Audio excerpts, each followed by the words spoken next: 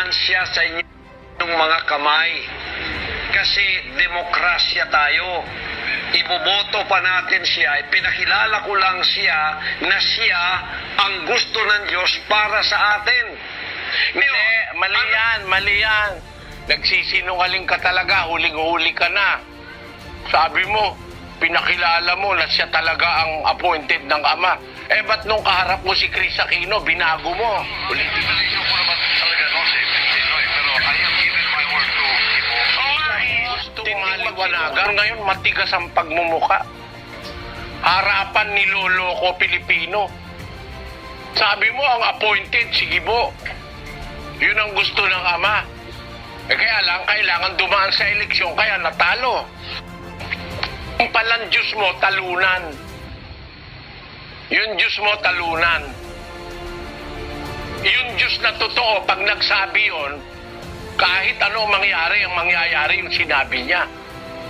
Eh ikaw naman, para lang mahilot mo yung kasinungalingan mo, sabi mo, eh siya talaga gusto ng Ama. Eh, hindi nyo binoto, kaya hindi siya naging presidente. Mali yan. Bakit?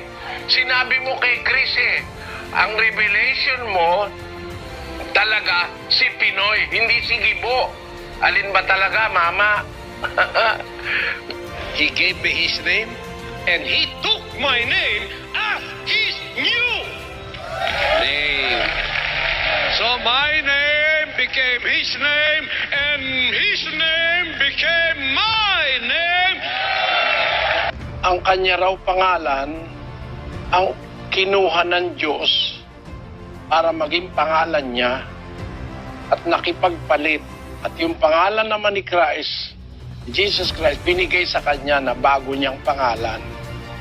Yun po ang aligasyon ng Mama. He gave me his name, and he took my name as his new name. I and my Father's name are one.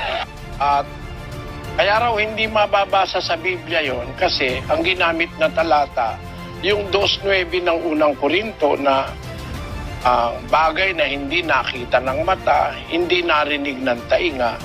Kaya daw yung sinasabi niya, wala raw mababasa sa Biblia kasi hindi nakita ng mata, hindi narinig ng tainga. Sinabi nila, bakit di namin nabasa yan? Pangalan mo, siyang pangalan niya. Bakit di namin alam na ikaw ang may-ari ng Bulsang Libutan? Alam mo? Bakit? Eto, basahin mo. Ano sinasabi niya? Look what he said in 1 Corinthians. English muna. Yes, Pastor, 1 Corinthians chapter 2, verse 9.